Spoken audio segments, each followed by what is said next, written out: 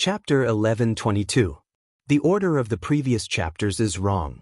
Well, the content is correct. Sorry. Mao Song? Dongqing Wudi's eyes narrowed subconsciously. Others' eyes were a little blank. Those who could enter this living room to participate in this special interrogation were at least governors. There was only one such person, and that was Ma Si, Li Huaqing's secretary. In addition to Ma Si, all the people here were members of parliament and directors who could be called leaders of Zhongzhou state. They were not very familiar with Mao Song. Chen Shi's secretary was far from worthy of their attention at this stage. Mao Song's future may be very promising, but when Chen Shi hasn't truly fulfilled his potential, these real executives naturally won't bother to study his secretary. Therefore, although he was also brought to the interrogation room, basically no one paid attention to him. Everyone's attention was focused on Yuan Lin. As for Mao Song and Chen Yao, it was completely irrelevant. Mao Song was not qualified enough. Chen Yao was not as good as Murong Xiu. The value of his existence was at most a bargaining chip to be sacrificed. This was his fate. Mao Song was also very clear about his fate. Dongqing Wudi had led the direction of the conversation and completely forced Yuan Lin into a desperate situation.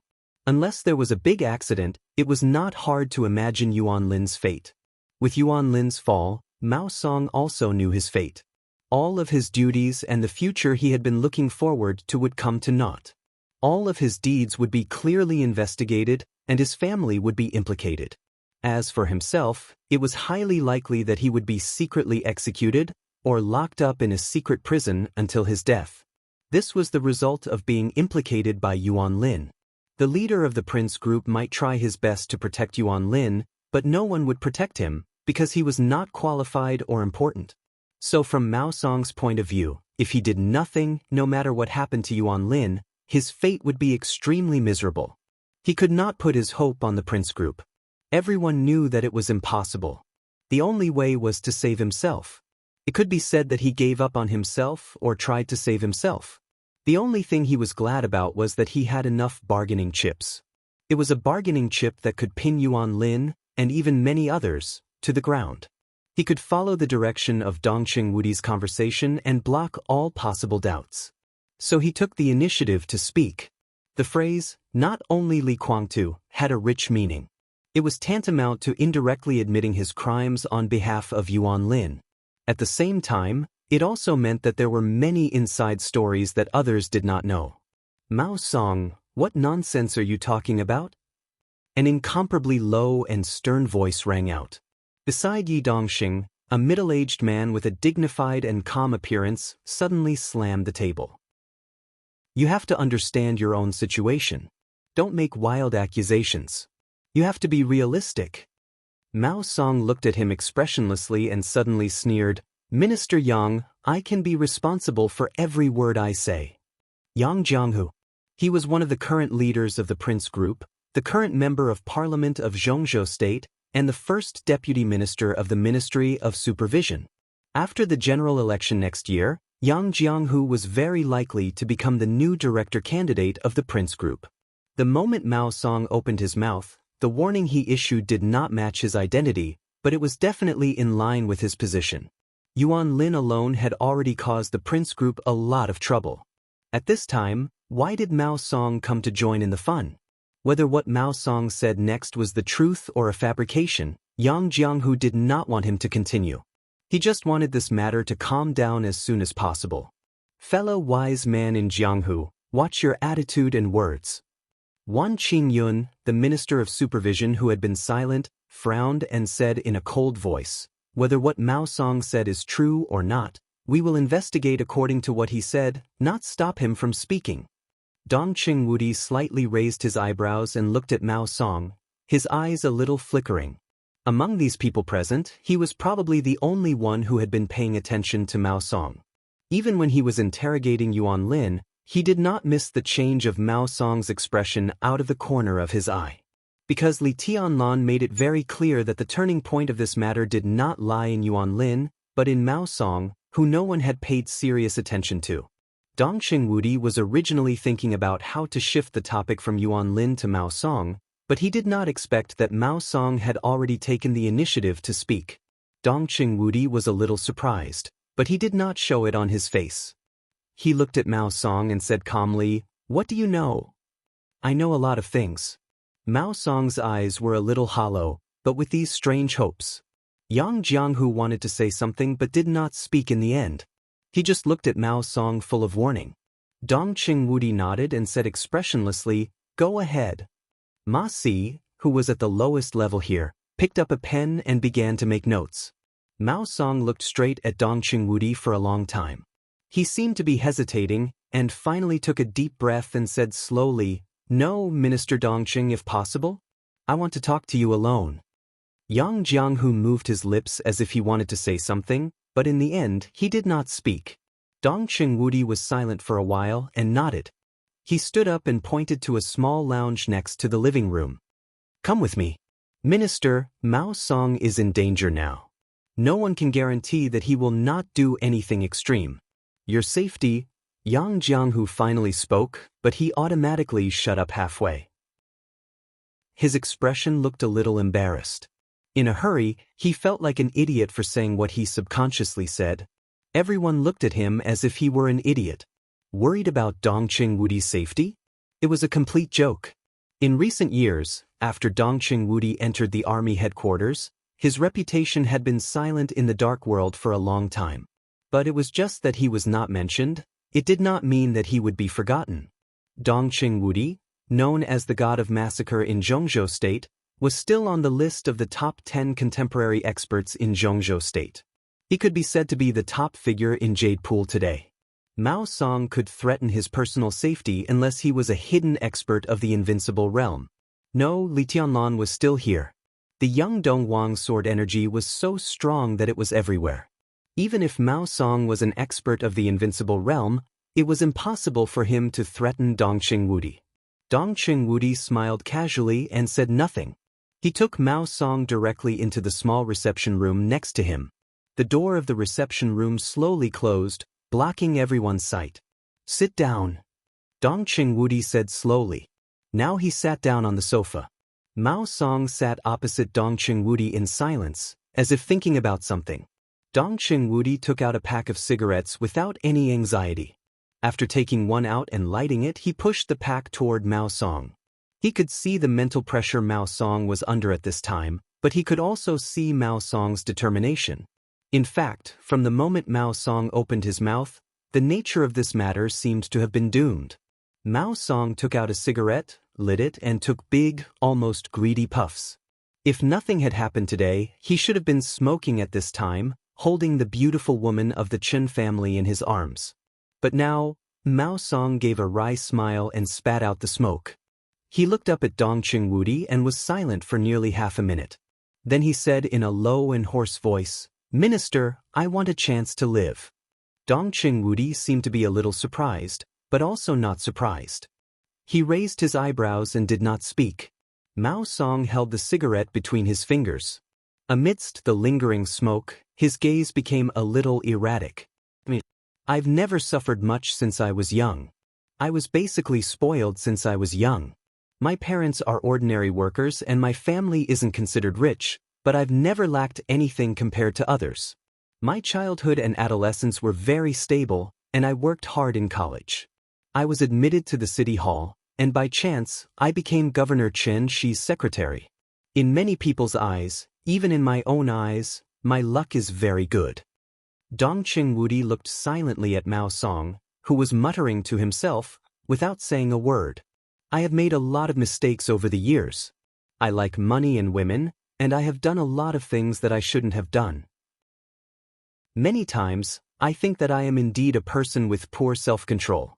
The only redeeming feature may be that I am sober and cautious enough, so I have not had an accident until today. My family, no, it can be said to be a family. My family lives well under my care. After so many years, I am used to the present life, and so is my family. I think if such a life suddenly encounters an accident, my family will not be able to live, and so will I.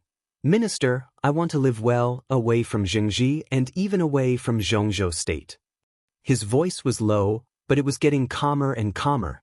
Dongqing Wudi looked at him for a long time, and then said with no expression, "Before there is a clear result, I can't give you any promise." Mao Song laughed, and his smile was extremely sincere. "Minister, I can promise you that I can give you a very satisfactory result." At this moment his mind was extremely clear. He knew what he was doing. To be exact, he was now begging for mercy from Dongqing Wudi and Li Tianlan. They were indeed enemies to some extent. But when his own people could not care about him, begging for mercy from the enemy was the only thing he could do, and it was also the only hope for his survival. Everyone could see the strength of Emperor Dong's palace. Now, when Li Tianlan was under great pressure, Mao Song could give him enough chips to turn the tables. What he wanted was just a good life in the future. That was all. The giant group would not care about his life or death. People like Li Tianlan and Dongqing Wudi would not care about his life or death. It was just a word to let him die. It was also just a word to let him live. Mao Song suddenly had a little more confidence in the next deal. Dongqing Wudi nodded, took out another cigarette, and lit it up. "Go ahead. What do you know?" The air in the small reception room suddenly surged quietly, stirring up the smoke in the room. The air was slightly distorted. An incomparably gorgeous black windbreaker was outlined in front of the two little by little, and gradually became clear. Mao Song suddenly stood up, and with fear and panic in his voice, he trembled and bowed his head. "Your Majesty!" Li Tianlan, in the black windbreaker, stood motionless, silently, and did not hide anything. Dongqing Wudi clearly felt the full sword energy under the windbreaker. The majestic sword energy outlined Li Tianlan's face, but in fact, it was just a ruthless face that had recovered some energy. Dongqing Wudi nodded to him, took a drag on his cigarette, and looked at Mao Song. "Tell us everything you know. I'm not sure if the purgatory of Heaven Capital has a direct relationship with the death of the Prime Minister." Mao Song whispered. Ruthless stood silently in front of Mao Song, motionless, like a statue without the slightest vitality. Dongqing Wudi quietly hummed and waited for him to continue. "If your Majesty and the minister want this result, I can testify against him." Mao Song continued. "Is that what you want to say?"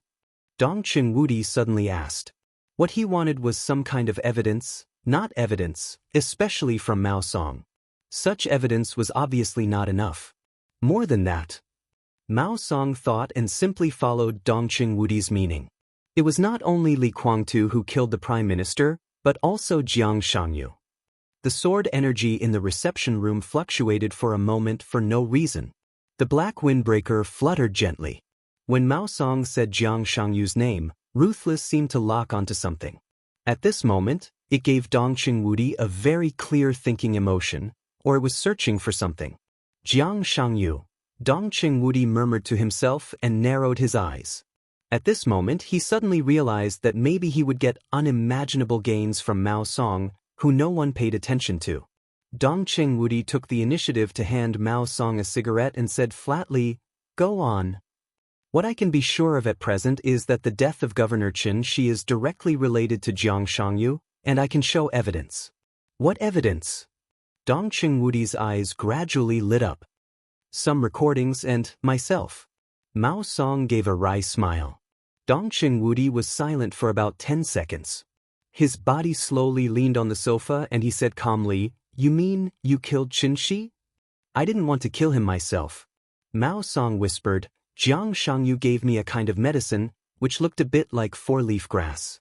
He told me to crush this leaf into powder and give it to the governor. I gave the governor 3 leaves and the last one is with me now." According to what Xianxia said at that time, the governor would not die directly because of this, but he would have a very strong hallucination, so he would do something extreme to His Majesty Li Tianlan.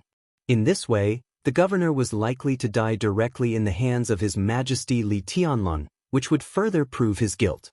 Even if His Majesty restrained himself at that time, the governor would become insane because of the strong hallucination and even attack the people around him.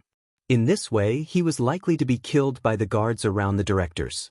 In the autopsy report after his death, it was easy to give the conclusion that the governor had been hypnotized at that time.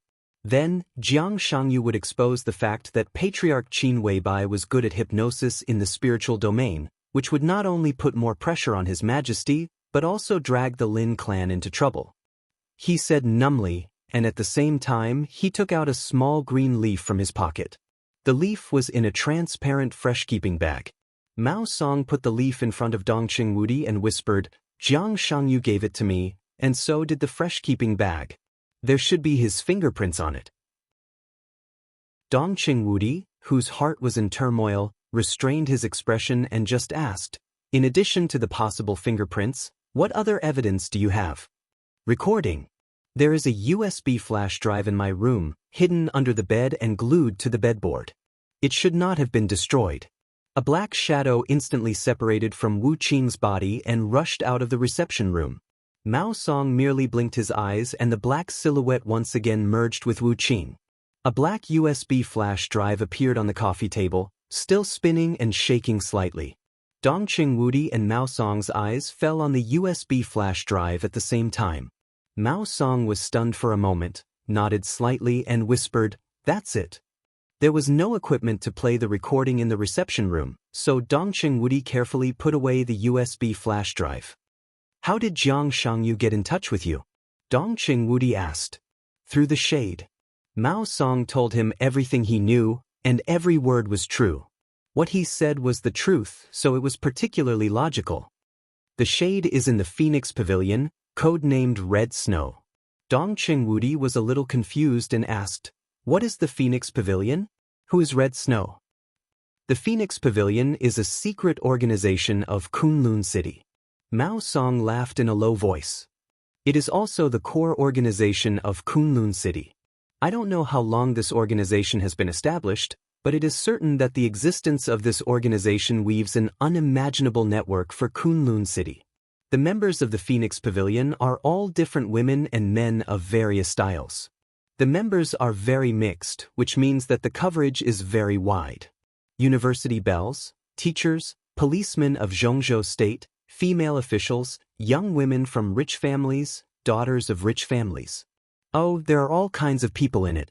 I can roughly understand some of the operating processes of the Phoenix Pavilion. There are 4 very important departments inside the Phoenix Pavilion. One is called the Observation Office, one is called the Analysis Office, and one is called the Executive Board.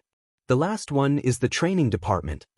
The Observation Office is the peripheral force of the Phoenix Pavilion, scattered in various places, regions, and industries in Zhongzhou State. Most of them have their own jobs to disguise. Their most important task is to target some talents with sensitive identities, great value, and amazing potential, including but not limited to high officials, rising stars, financial tycoons, and so on. The Observation Office will regularly make a list, summarize it annually, and then delete some that are not so reasonable. After finalizing a final list, it will be submitted to Kunlun City. This list will be transferred to the Analysis Office. The Analysis Office can combine the intelligence of Kunlun City to deeply analyze the role each candidate can play at present, the height he may reach in the future, the resources he controls, and so on. It is impossible for the Observation Office to get the intelligence of Kunlun City. Relying on this intelligence, the Analysis Office simplifies the list provided by the Observation Office and forms the final list. The final list will be transferred to the Executive Board, which is mostly made up of the elites of various special operations bureaus in Zhongzhou State. They will conduct the most detailed investigation on everyone on the list, such as their character, taste, hobbies, schedule, ideals, marital status, family relationship, and the opposite sex they like. They can even investigate their previous friends of the opposite sex and their current wives or husbands, understand the reason for their breakup, understand the couple's conflicts in their current lives, and so on. All the details are within the scope of the Executive Board's investigation, even down to what brand of toilet paper they like. The Executive Board will eventually produce a detailed investigation report and transfer it to the Training Department. Based on the investigation report, the Training Department will screen candidates in the Phoenix Pavilion who meet the target's taste. For example, Mao Song paused and then smiled with some complexity. "For example, me. I like to be quiet and reserved. It's best if she has an oval face, long hair, big eyes, a pair of slender, beautiful legs, good personal culture, has received higher education, loves music and classical dance, and is 1.7 to 1.75 meters tall with a decent job. The observation office will put my name on the observation list and send it to Kunlun City in the summary. Kunlun City will hand over the list to the analysis office. My name will be confirmed after combining various analyses. Then the executive board will use various ways to learn all kinds of information about me, and finally form an investigation report and send it to the training department of Phoenix Pavilion. The training department will select suitable candidates from various groups in the Phoenix Pavilion. My preference is relatively simple and easy to satisfy. But if the opposite sex I dream of doesn't exist in the Phoenix Pavilion today, then the investigation report about me will be transferred to the observation office again, and the observation office will start to mobilize resources, such as the police department and the resources of various special operations bureaus, to find and lock the target for me all over the country and even the world. After the target is locked, it will be transferred to the executive board again, which will make a detailed action plan. It will use various means to get the target to the Phoenix Pavilion, and then join the training department for special training and brainwashing for a long time. When the other party's training and brainwashing are all qualified, the trainee will be transferred to the executive board again, and the people of the executive board will arrange various accidents and occasions to let her appear by my side smoothly. Such a candidate will basically be the lover I dream of. There is almost no error. Her existence perfectly matches all my fantasies about the opposite sex. She targets my weakness and makes me almost unable to resist. I will completely fall for her in a very short time.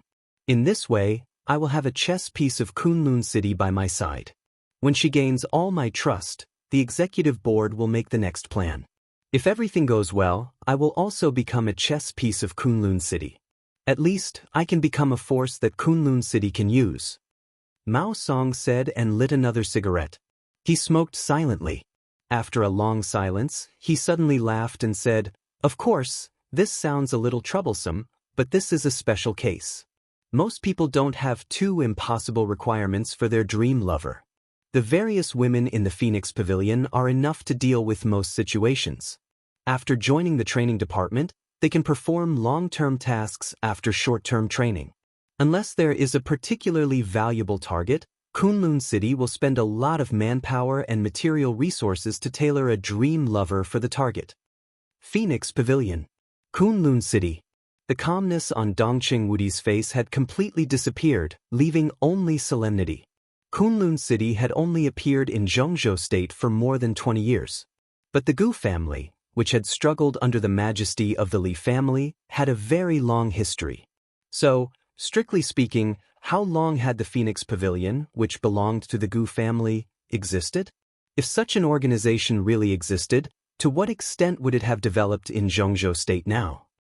How many people are there in the Phoenix Pavilion? Dongqing Wudi asked in a low voice after thinking for a while. "I don't know." Mao Song smoked and shook his head. "There shouldn't be many formal members who are in a state of no task. Most of them have formal and long-term tasks. But what is certain is that, in addition to those departments, there are at least 6 large groups in the Phoenix Pavilion. In addition, there are at least 3 schools behind the Phoenix Pavilion that specialize in training all kinds of talents. Is there such a school? Will anyone choose to sign up?" Dongqing Wudi's worldview was severely shocked. He had been in the Border Control Corps all year round and had been dealing with soldiers for most of his life. In his mind, the Phoenix Pavilion was simply a place to train senior girls. A school set up in such a place? Would anyone sign up? "I can tell you for sure that at least 3 of the schools are overcrowded." Mao Song smiled. "In this day and age, there are still a lot of good girls, but there are also a lot of girls with distorted values. There are even more beautiful and scheming girls who want to marry into a rich family. Some girls even share second-hand designer stockings with other girls in order to marry into a rich family. In order to get in and out of various so-called high-end occasions, They would rather squeeze dozens of people into a luxury hotel suite just to take a selfie to pretend to be a so-called socialite. In a high-end restaurant, more than 10 people have to pay for a cake together. They take turns to take photos, and they have to be slapped for every bite. Oh, humble and pitiful things. Compared with them, the Phoenix Pavilion can be said to be a paradise. At least the people in the Phoenix Pavilion, although the mission they undertake is contemptible, at least they are like human beings. As long as they can walk out of the Phoenix Pavilion, it means that they can definitely appear beside some big shot. As long as they work hard, they don't lack money or power. They can live a luxurious life, have luxury cars, watches, and houses. Maybe they can't see the light, but they live a life that most materialistic girls are incomparably envious of. For this kind of life, many girls are willing to give up everything. Even if it's a school secretly run by the Phoenix Pavilion, not just anyone can enter. First of all, there are very clear and rigid requirements for academic qualifications, height, appearance, and body proportions. Secondly, there are past love lives. It's best if you're pure and unblemished. If you're not, then you can't have a private life that's too messy. In addition, there are questions about interests, hobbies, personality, and so on. In short, if you want to enter that school, the tests in all aspects are no less than a top-notch interview. After receiving an official invitation letter, the tuition fee would be completely free and accommodation would be provided. The school would also introduce decent and leisurely jobs to the students outside of the curriculum. In addition to that, there would also be a subsidy from the school. Every official student would receive at least a 5-digit income every month after studying. There will be an internal assessment every year, and some people will be persuaded to quit. Those who pass the test but don't meet the requirements of the Phoenix Pavilion will also be divided into different levels. They will be placed on a list one level lower, or enter various departments of the Phoenix Pavilion, and their income will at least double. The current Phoenix Pavilion is not only a huge network of relationships, but also a very complete and hidden industrial chain, which is full of temptations and desires. The highest level members they attract. Mao Song suddenly fell silent. Dongqing Wudi, who looked extremely solemn and a touch of hatred, frowned and said in a low voice, "Go on." The highest level member they attract has reached the level of a member of parliament, but I don't know who he is. Dongqing Wudi was silent for a long time and did not speak. He was silently digesting the information Mao Song said. If the Phoenix Pavilion really existed and had developed for many years, then how much hidden power did Kunlun City and the Special Warfare Group have now? According to Mao Song, the existence of the Phoenix Pavilion must consume a lot of money every year or even every day for various expenses. In addition to other expenses, where did Kunlun City get the money to support the Phoenix Pavilion? Should I check the financial situation of the Special Warfare System? Dongqing Wudi thought silently, and a doubt naturally came to his mind. He glanced at Mao Song and asked, "How do you know these things? Besides, we seem to be talking about Xianxia." "This is one thing." Mao Song's voice was flat as he said, "Hong Shui told me this yesterday. Her real name is Lin Yin, and she belongs to the Phoenix Pavilion's 6th group, the Azure Phoenix Group. She's also the woman of my dreams that the Phoenix Pavilion secretly arranged for me. She's been with me for many years and has developed feelings for me. That's why she told me these secrets. In addition to being an elite cultivated by the Phoenix Pavilion, she is also one of Jiang Shangyu's pawns. A long time ago, at least 10 years ago, the Jiang family in Beijing began to slowly infiltrate the Phoenix Pavilion. Hong Shui is now in Building 11 of the Ants Villa District in Yuzhou. The minister can send someone to bring her here for evidence now. In addition, Hong Shui's immediate boss, Lu Dongyue, the leader of the Green Phoenix Group, is now in Nanyun Province. On the surface, he is the director of the 6th Division of the Nanyun Special Operations Bureau, but in fact, he is the main person in charge of the Phoenix Pavilion in Nanyun Province. At the same time, he is also one of the 3 main executives of the Phoenix Pavilion in the southwest region of Zhongzhou State. Dongqing Wudi quickly took out his mobile phone and sent 2 text messages. He arranged for someone to control Hong Shui and Lu Dongyue as soon as possible. The villa area where Hong Shui lived was not far from here and the army headquarters. He could get it done as soon as he sent the text message to Bai Qingzhao. As for Nan Yun, although it was a place where the Prince Group had a deep influence, it was also a place where Dongqing Wudi had a deep influence. More than 100,000 troops of the Blood Battalion of the Border Control Corps had always been stationed there. If necessary, as long as Dongqing Wudi gave the order, more than 100,000 troops would be enough to surround the Special Operations Bureau of Nanyun Province in the shortest time. After doing all this, Dongqing Wudi subconsciously raised his head and glanced at Wu Qing. Wu Qing was still standing quietly, but he turned around and was staring at the leaf in a fresh-keeping bag on the table, as if he was thinking about something.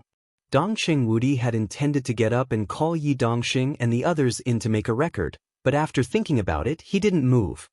He took a deep look at Mao Song and said slowly, "Do you have anything else to say?"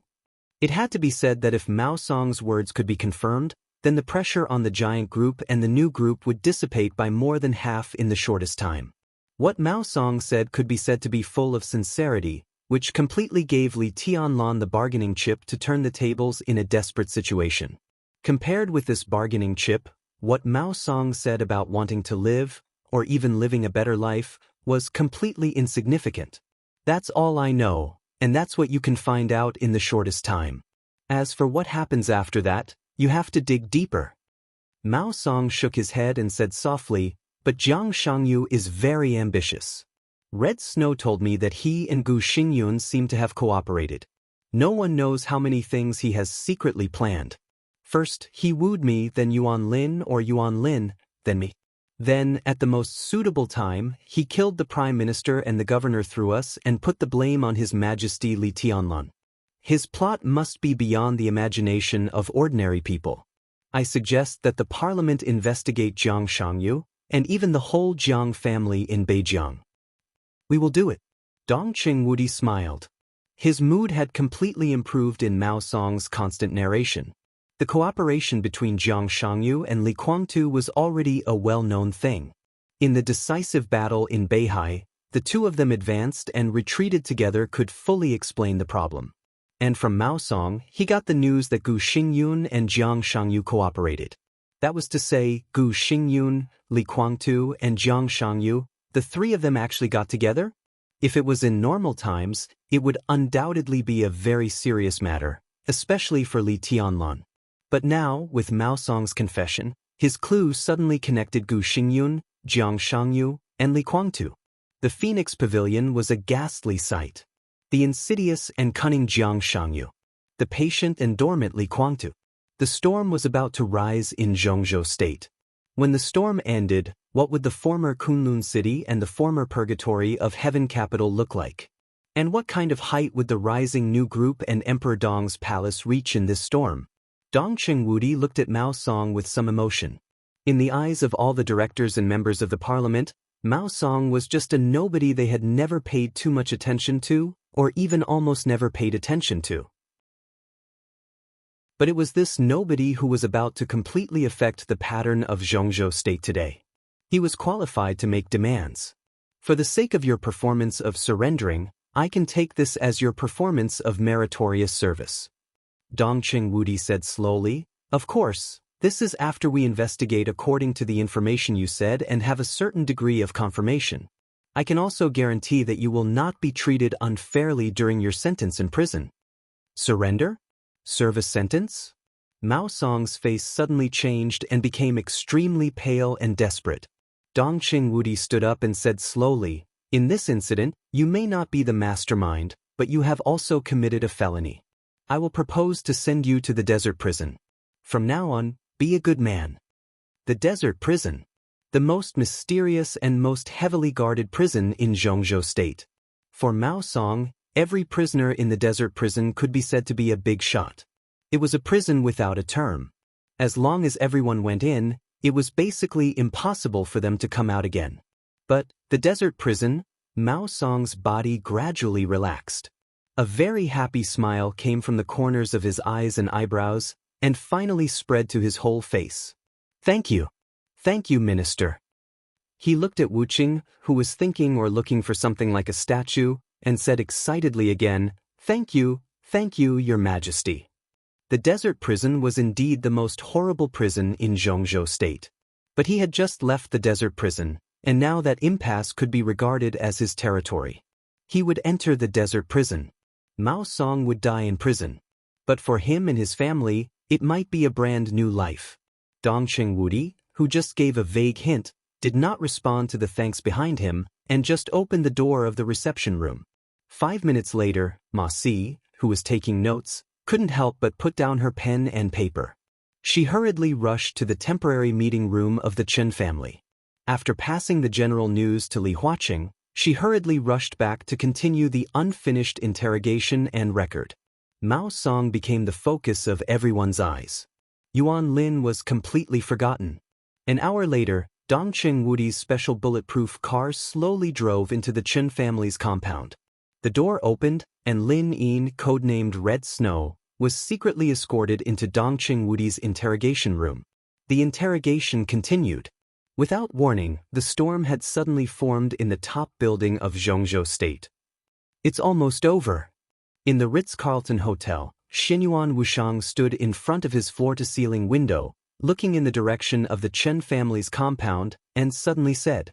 His eyes were full of flickering light blue electric currents, as if he had witnessed the whole process.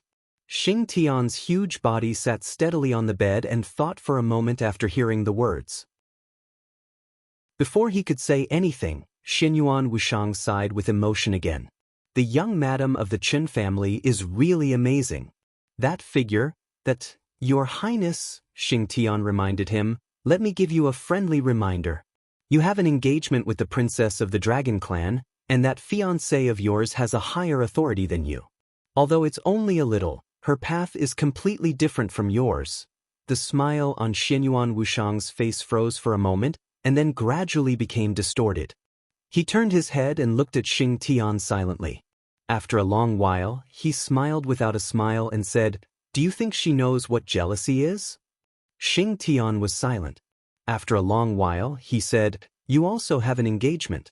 Your appreciation of other women is easy to cause the princess's dissatisfaction.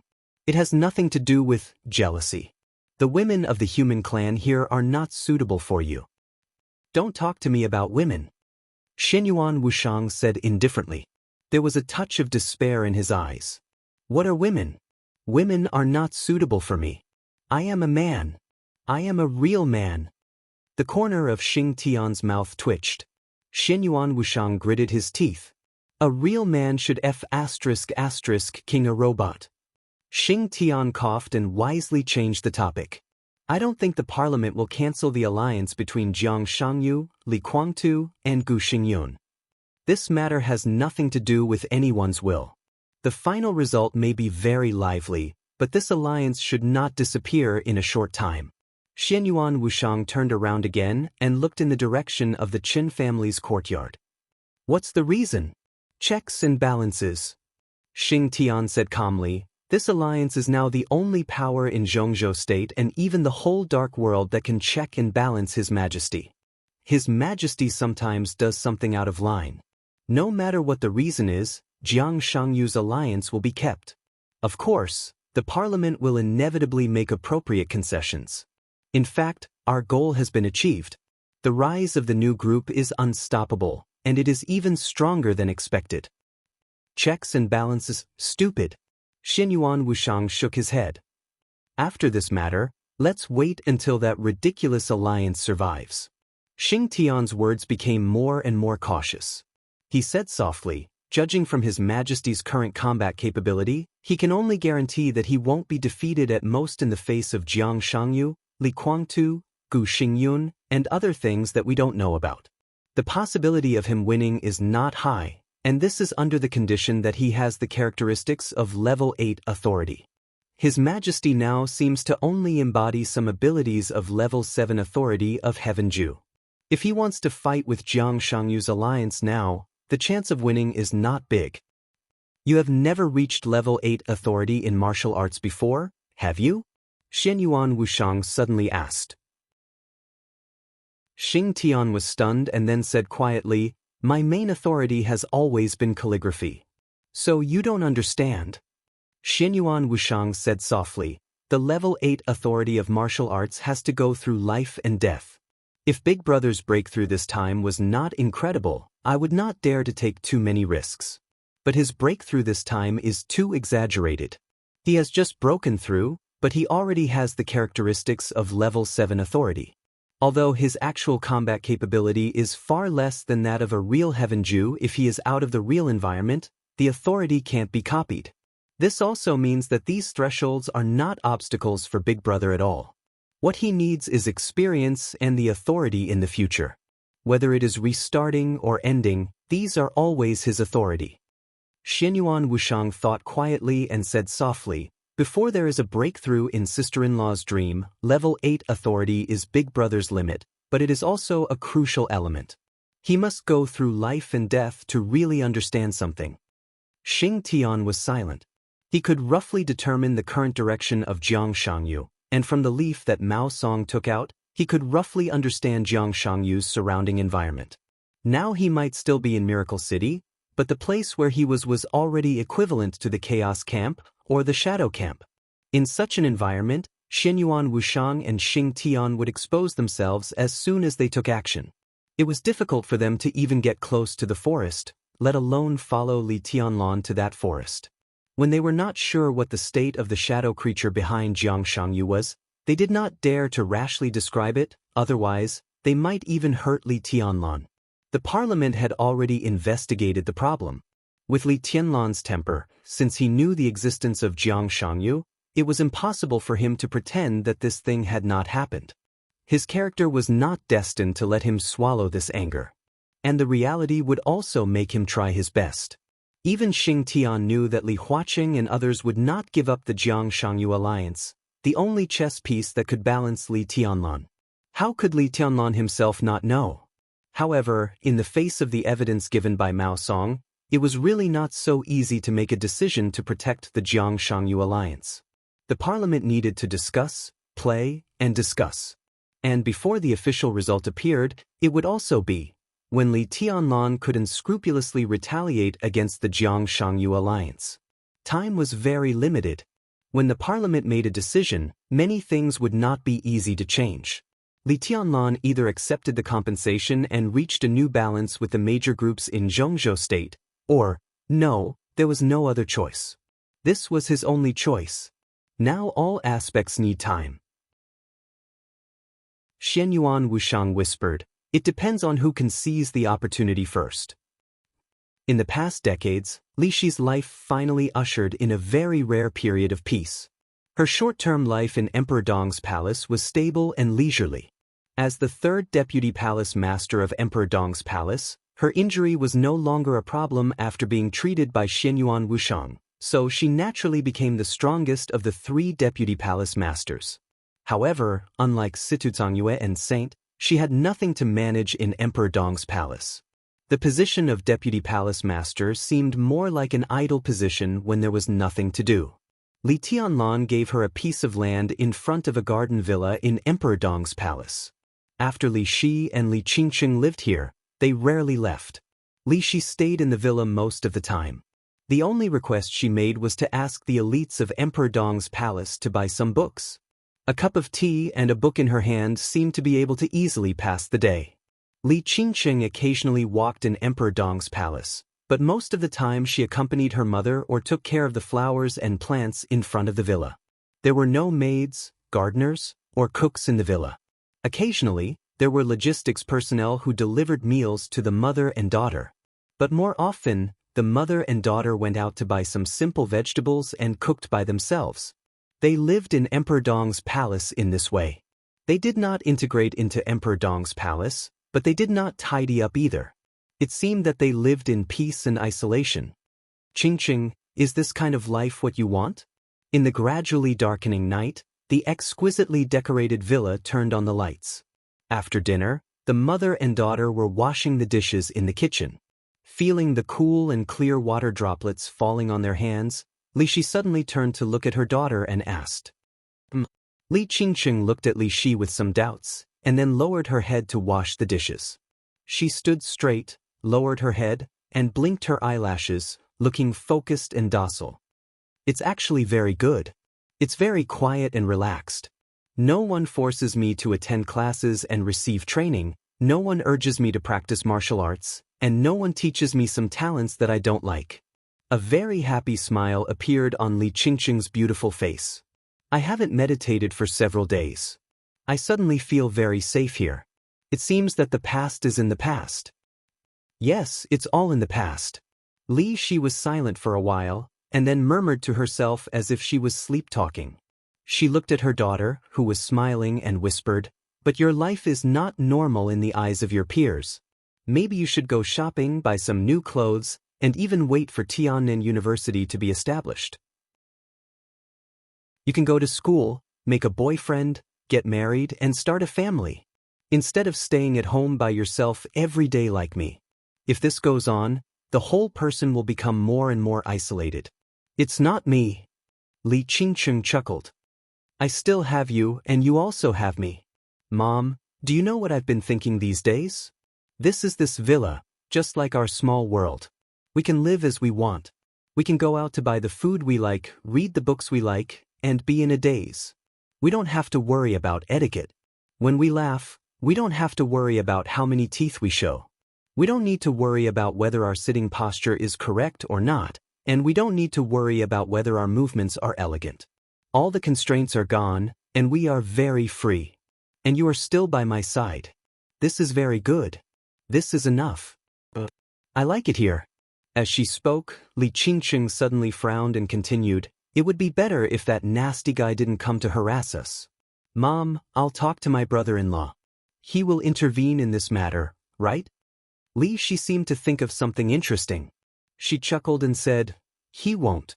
Even if he will, I won't agree. In your eyes, he may be a nuisance, but I welcome him to be a guest here. Well, how about you invite him to have lunch at home tomorrow?" "I won't go." Li Qingqing frowned and protested softly. There was a sudden knock on the door, interrupting him. Li Qingqing hesitated and stood still for a while. "The nasty guy is here. Why don't you open the door?" Li Shi's smile was soft and gentle.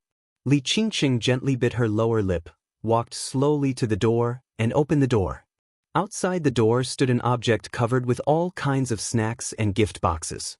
His slender figure was almost completely covered by all kinds of snacks and gift boxes, and even his face could not be seen. Many things were controlled by him with sword intent, suspended in the air. Only a pair of eyes leaked out from the gap of the gift box, bright and gentle. "Qingqing, I bought you some snacks. These are all the snacks you ate a few days ago and thought they tasted good. I noticed that you ate more of these snacks. You should like them very much, right? Oh, there are some new kinds. You can try them. If you like them, I will buy them again. I heard from Auntie that you like sweets, so I asked the kitchen to make some. You can see if you like them. If you want to eat something, tell me, and I will ask someone to arrange it immediately. And this is for you." The object, who was almost covered with snacks, said and moved. He dragged out a huge pure white plush bear toy from behind with some difficulty. Li Qingqing looked at this scene in a daze. Her eyes were a little happy, a little angry, and a little helpless. The object covered with snacks walked in cautiously. She came over after cleaning up the kitchen. When she saw this scene, she was stunned subconsciously. Countless snacks were walking forward cautiously. Li Shi's mouth was slightly raised, and her eyes became more and more intoxicated. It was not difficult for her to imagine that the object was covered with snacks and ran over excitedly in the eyes of many people. Looking at Li Qingqing, who was at a loss, Li Shi winked and turned around to make tea with a smile. "You are so stupid. Why do you have so many? Do you think Mom and I are pigs? If you can't finish them, why don't you take them a few more times? They are hung everywhere. It's so ugly." Li Qingqing hurriedly picked up the snacks on his body, but her eyes were a little bright. She had never had such an experience before. The other party stood there motionlessly, giving Li Qingqing the feeling that he was a tree full of snacks. She could pick whatever she wanted to eat from outside. Now that she was picking up a pile of snacks, she felt a sense of joy as if she had harvested a harvest. Sure enough, after the snacks covered the guy's body and face, he became much more pleasing to the eye. The gifts were carefully taken down by Li Qingqing little by little. Lin Youxian's handsome face and gentle smile appeared in front of Li Shi. Li Qingqing's face turned red for no reason, and then she became a little angry. She repeated again, "Stupid. It's okay to be stupid. It's better to take more at one time than to run back and forth." Lin Youxian looked at Li Qingqing with a smile. "Don't come if you think it's troublesome. Mom and I are willing to be quiet." Li Shi snorted softly. She resisted verbally, but she seemed to be used to taking a pair of men's slippers from the shoe cabinet. It seemed that, probably, she was really used to it, a little bit. Li Qingqing looked at the slippers she threw on the ground and was a little dazed. The mother and daughter had not been in Emperor Dong's palace for a long time, but the guy in front of them appeared too frequently. In the first 2 days, it was better. Later, as their injuries recovered, as long as Lin Youxian was still in Emperor Dong's palace, he almost came here as soon as he had time. He came here as soon as he had time. He had nothing to do at all. In the beginning, when he couldn't get the treatment of entering the house, he stood outside the door and talked. Or when Li Qingqing happened to be outside, he would look at the flowers and plants with her. Or he would bring some snacks, desserts, handmade toys, or ask her out for dinner and a movie. Sometimes he even came here without thinking about what to do. At the most frequent time, Lin Youxian came here 16 times a day. Li Shi looked at him with a smile. Li Qingqing, who had never experienced this situation, almost collapsed. As he came here day by day, Li Qingqing finally allowed him to enter the house for a cup of tea. The next day, when she went shopping with her mother in the supermarket, her mother took a pair of men's slippers. She was confused, but Li Qingqing did not object. Then this pair of shoes became exclusive to Lin Youxian. "I don't think it's troublesome. I mean, I can save the time of running back and see you more." Lin Youxian's voice was as gentle as the wind. He picked up the big white bear sitting on his leg and handed it to Li Qingqing. He smiled and said, "It's for you. Don't talk nonsense." Li Qingqing glared at Lin Youxian and wanted to refuse the gift. But for her, who had almost no childhood since she was a child, the big white bear in front of her was so cute. She hesitated, took it, and said thank you in a low voice. Lin Youxian did not speak, but looked at her softly. There seemed to be thousands of words in his eyes. The girl who had been stabbed by him in Huading. This girl was always in his mind but could only be suppressed in the bottom of his heart. Lin Youxian had to admit that when he knew that she would live in Emperor Dong's palace in the future, in addition to astonishment, there was only endless ecstasy in his heart. This was the goddess and angel that he was willing to protect for a lifetime. The goddess and angel that could only belong to him. "Do you want to go to the movies?" Lin Youxian said softly. "Recently, a new cartoon has been released. It's very good. Do you want to go together?" Li Qingqing hesitated and shook her head. "No, I'll accompany my mother." He looked at Lin Youxian, whose eyes were deep and gentle without disappointment, and whispered, "Come and have a cup of tea." Lin Youxian's smile became extremely bright in an instant. The two turned around the porch. On the sofa in the living room, Li Shi had begun to make tea. "Auntie." Lin Youxian greeted her respectfully. "Come and sit down." Li Shi smiled gently. "Wait a while. I'm not in a hurry." Lin Youxian smiled a little honestly. "There's one thing good about me. I don't like to be regarded as an outsider. Auntie, you don't have to be so troublesome." "It's not troublesome. Li Shi just opened her mouth with a chuckle, and a phone suddenly rang. Li Shi was stunned. She seemed to be a little surprised that someone would call her. He had a mobile phone, which he got after coming to Emperor Dong's palace. There were very few contacts in the address book.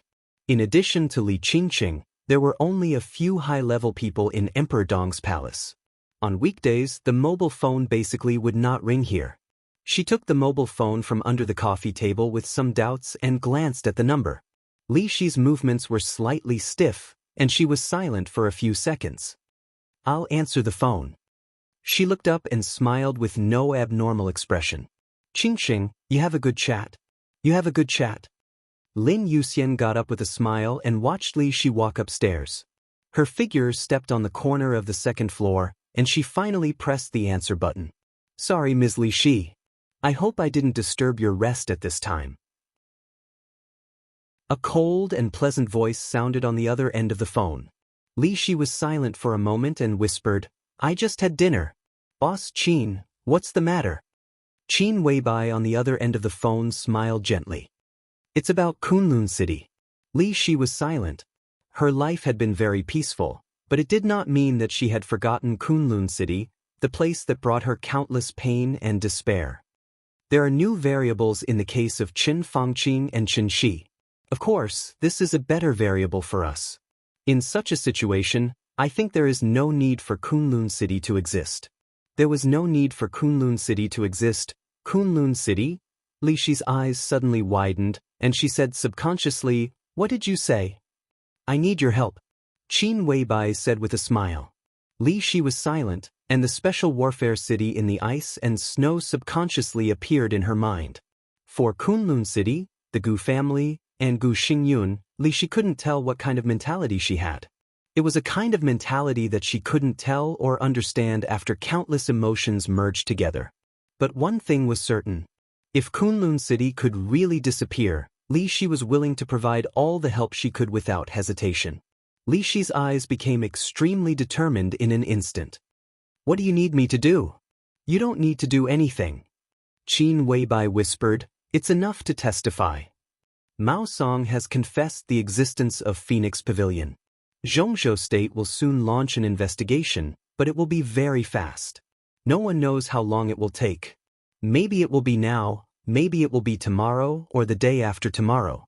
No one can be sure whether Kunlun City can get the news. In such a situation, a lot of evidence may be destroyed every minute. Mao Song has now provided clues, and I'm about to have a strong witness here. She has enough information to prove the existence of Kunlun City.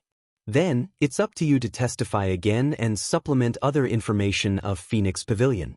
Li Shi listened silently.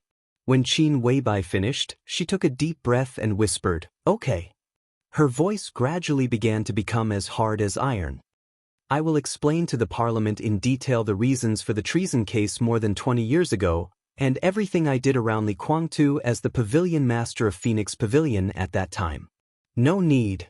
Qin Weibai seemed to be stunned for a moment, and then she said softly but sincerely, Some things can be mentioned, but some things can be left unsaid. Madam, you should pay attention to protect yourself. If Li Shi told all the things she had done in the past, she might get herself involved. The treason case of the Li family had a wide influence, and some of its dark clouds were still unclear. But with the rise of Li Tianlan and Emperor Dong's palace, all this was irrelevant. I understand. Li Shi said quietly, Should I go now? Qin Weibai said, The plane has been arranged. You will get off in Nanyun, and then take a special plane to Yuzhou. When you pass by Nanyun, I hope you can bring another witness. You should be familiar with Lu Dongyue of Nanyun Special Operations Bureau. He is now under the control of the Blood Battalion. It won't take too long. Okay. Li Shi nodded. Thinking about Qin Weibai's words, she suddenly asked, Is the Parliament still discussing this matter? Qin Weibai smiled. The Parliament will be very busy today. There are too many things they need to discuss. In a short time, it is estimated that it will be difficult to have a clear result. Li Shi's eyes flickered. She said, Then she hung up the phone and went downstairs. At the same time, at Yuzhou International Airport, Qin Weibai put down her mobile phone and silently thought about what was missing in the plan. Mao Song mentioned the name of Phoenix Pavilion for the first time, and then reported it with the substantial evidence of Phoenix Pavilion. Then Li Shi made the last stab. After this sudden and fierce storm, the new group would turn the tables, and the Prince Group and the Special Warfare Group were destined to be riddled with holes. This was the best result that could be fought for at present. Unfortunately, they still can't be completely destroyed. Qin Weibai said to herself with some regret.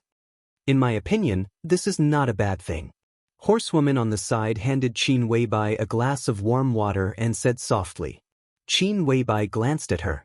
Horsewoman said with a smile, His Majesty's footsteps are unstoppable. In the dark world, He is already invincible. As long as he is given time, Kunlun City, Jiang Shangyu, Li Kuangtu, Wang Xingxiao, and even Wang Tianzong will not be his opponents. It is not difficult to completely destroy them. It is just a matter of time. In the current situation, after the storm, Kunlun City will no longer exist, and the Gu family will linger on because of Jiang Shangyu's alliance. This can also give Gu Xingyun some false hope, so that he will not have a life and death struggle. This time, we will provide tangible evidence of the existence of Phoenix Pavilion. But this is only a part of it. We can use this part as a deterrent to draw most of the hidden chess pieces of Phoenix Pavilion to our side. In this way, the new group will hide a very strong force in the dark. In general, this effect is much better than completely destroying Gu Xingyun and others. Qin Weibai lowered her head slightly, and her white and slender fingers rubbed the cup unconsciously. I understand what you mean. Her voice was erratic, and she was almost murmuring to herself, but she shook her head and did not continue to speak. In her mind, she always thought of the siege that she did not know was in the past or in the future. She thought of the sharp sword piercing through Li Tianlan's chest. Such images flashed in her mind again and again. If Gu Xingyun, Li Kuangtu, and others did not die, she would always feel a little uneasy.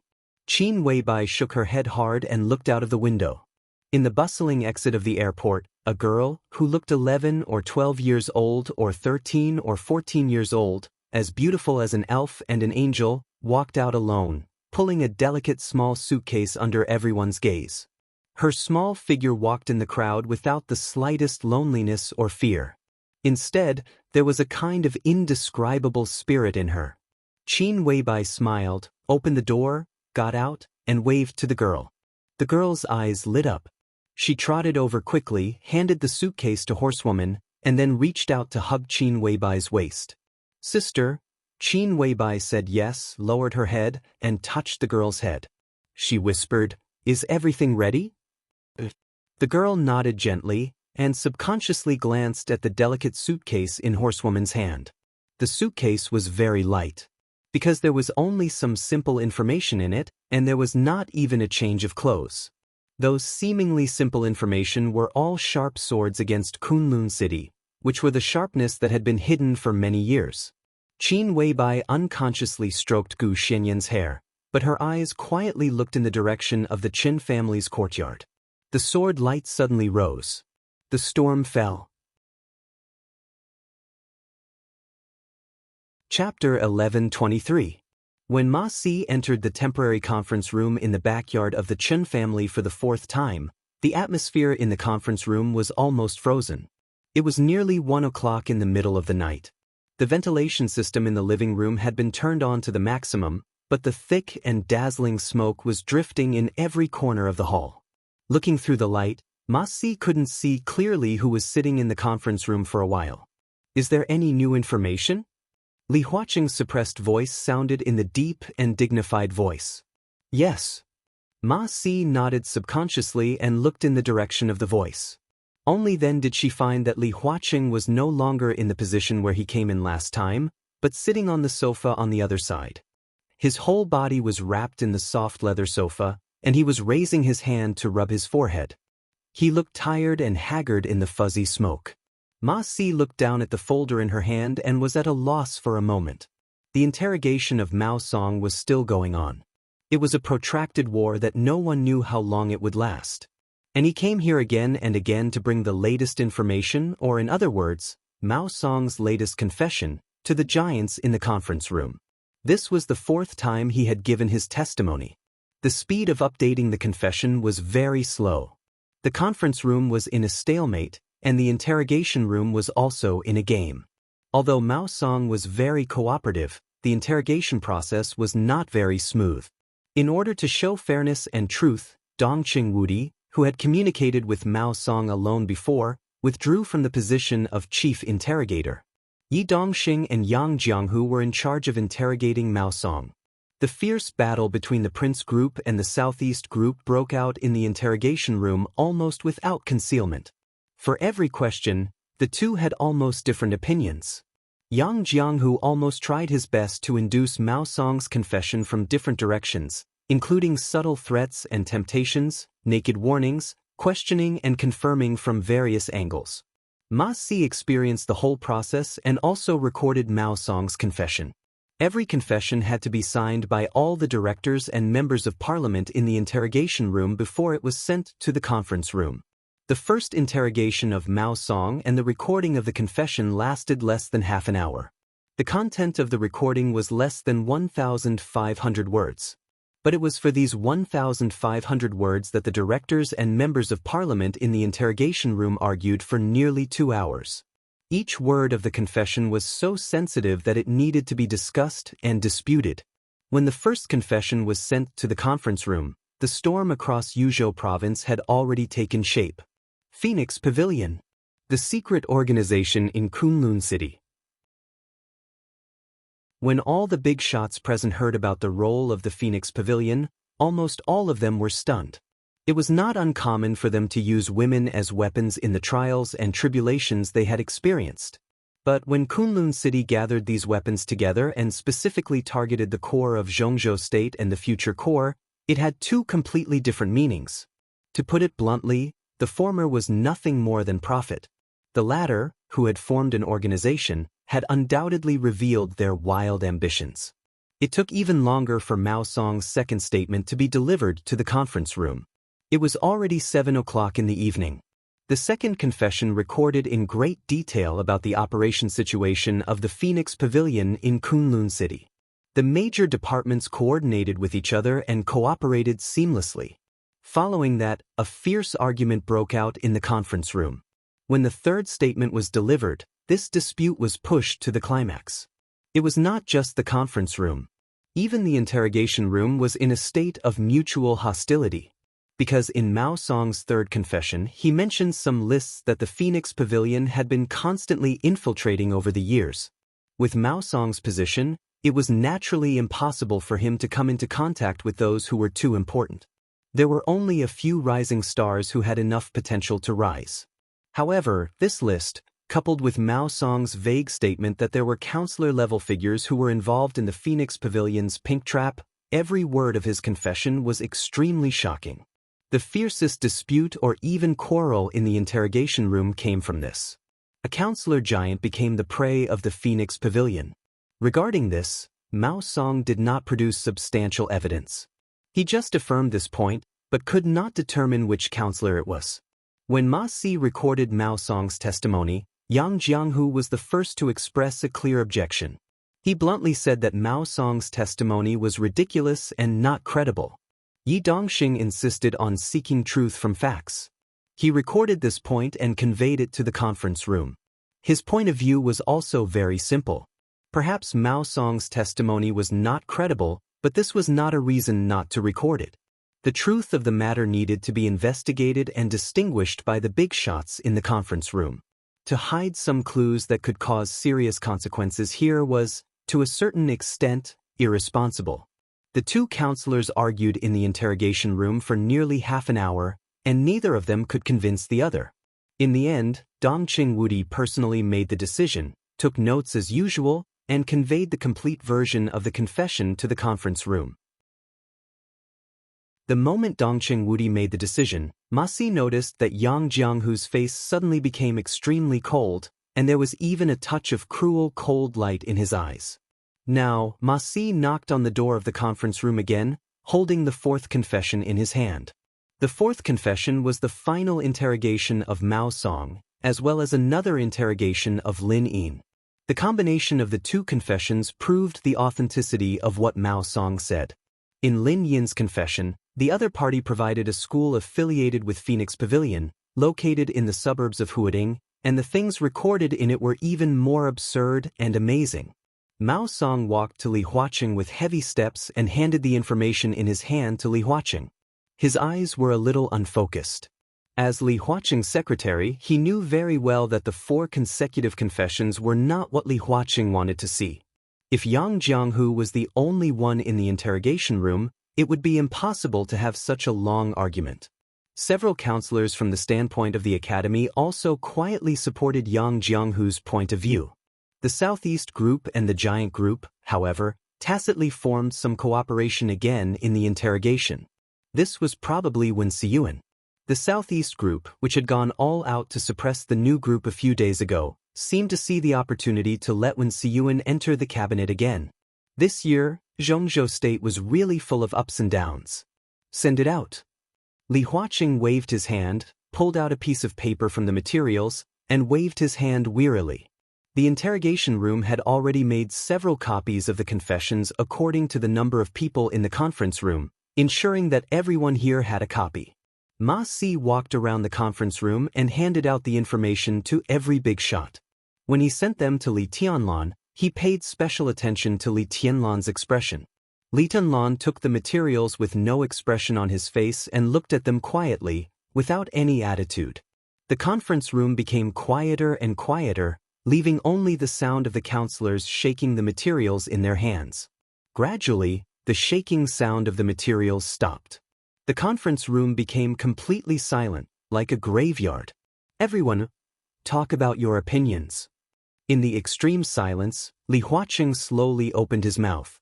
His voice was still steady and dignified. But at this moment, when his voice fell into the ears of others, they always felt that Li Huaqing's voice seemed to be missing something. Chapter 11:24. No one took the lead to express their attitude. In the unspeakable silence of the conference room, everyone's eyes met each other, and they could almost see the complexity and weirdness in each other's eyes. If the information in his hands was realistic, then it had to be said that it was a bold and imaginative piece of information. This was the fourth confession sent by Ma Si. In the confession, there was little description of Mao Song. Instead, it was a large piece of information about Lin Yin's relationship with Phoenix Pavilion and the schools affiliated with Phoenix Pavilion. Lin Yin graduated from an art school called Ethereal in Huading 6 years ago. There were very few people in Huading who had heard of this art school. The specific address of the school was located in a closed office building in the suburbs, which was not listed or rented. It was extremely private. The lower 5 floors of the office building were all disguised as Kunlun City properties, and the 5th to the 12th floor was the threshold of the Ethereal Art School. Lin Yin introduced the threshold of the Ethereal Art School in great detail. First of all, they had to at least graduate from a key university in Zhongzhou State. There was no upper limit. Those who had excellent performance in school could enter the preparatory class in advance after passing various assessments. Second was age. The age of the preparatory class was 19 to 23 years old. The age of the official students was 23 to 29 years old. They had to have strong professionalism and a certain degree of work experience. They had to be more than 1.65 meters tall, have strict body measurements, be able to use at least one foreign language for unobstructed communication, have a standard of Mandarin, have a delicate appearance, good temperament, relatively simple love life, virgins preferred, rich hobbies and proficient specialties, a lot of things. There were more than 20 prerequisites for admission alone. And it was worth noting that these were only the admission conditions. In other words, people who met these conditions could submit an application for admission, but they might not be approved. Even Li Tianlan sighed with emotion when he saw these so-called conditions. Kunlun City was playing big and fancy. According to these conditions, such a person would probably be able to enter a good company easily and have a good position. This was indeed a reserved service for the lovers of many big shots. It was really an eye-opening experience. From another perspective, any official student in the Ethereal Academy of Arts would definitely be a so-called goddess who had a long line of suitors. But in the Ethereal Academy of Arts, they were just trading items waiting to be evaluated. Lin Yin also listed the courses of the Ethereal Art School. This was the most eye-opening part of it all. Painting, yoga, gymnastics, vocal music. This sounded like a perfectly normal lesson. When Li Tianlan first saw these names, he felt a little strange. These courses were indeed worth training, but the key was that those who could meet the admission standards of Ethereal Art Academy couldn't be unfamiliar with these courses. So what was the point of learning them again after entering the academy? Become more professional? But when he looked at it in detail, he finally understood what the so-called painting meant. In a 45-minute painting class, the students did not use their hands or feet. Lick bananas, lick glass, lick lollipops. Ethereal Art Academy was constantly developing the students' specialties in the most subtle areas. Of course, the vocal music class wasn't about singing. Instead, it was about training the students' tone of speech over and over again. It was about what kind of emphasis to use in certain situations, and how to make their voices more melodious at certain times. Being knowledgeable was a real thing. However, being knowledgeable didn't mean that everything could be easily accepted. At the very least, the big shots in the conference room were shaken by this curriculum. What was even more difficult for them to accept was the number of people in Ethereal Art Academy. According to Lin Yin, Ethereal Art Academy enrolled students in several provinces, such as Huading, Xianxia, Wuxia, Zhongyuan, Minnan, Jianghuai, and Beihu. In advance, the executive board of Phoenix Pavilion secretly screened the targets and sent invitations. Each student who successfully entered the academy had a recommendation. If the student recommended by the student agreed to join the academy and passed the application, the recommender would receive a subsidy or other substantial reward and get another recommendation. If the student recommended by the recommender agreed to join the academy but his application didn't pass, the recommender would be disqualified for 1 year. When all sorts of benefits, personal obligations, and certain rights were combined, everyone realized that there was actually an extremely complete set of rules prevailing in Ethereal Art Academy. The students were clearly divided from the moment they entered the academy to the moment they graduated. It was huge, but not chaotic. Yes, it was huge. Excellent women, who were rare in the hearts of many ordinary people, were constantly piling up in this art school. According to Lin Yin's memory, there were nearly 700 people in Ethereal Art Academy in her year alone. How many years was that? The previous 700 people. What did that mean? And Ethereal Art Academy wasn't just a complete Phoenix Pavilion. At the very least, Phoenix Pavilion had at least 2 other similar schools. If they were all of the same size, it meant that there were at least 2,000 such students. Of course, the so-called students didn't mean that they were official members of Phoenix Pavilion. Historically, those who could officially join Phoenix Pavilion were truly outstanding students or special students. In this regard, Phoenix Pavilion never forced them.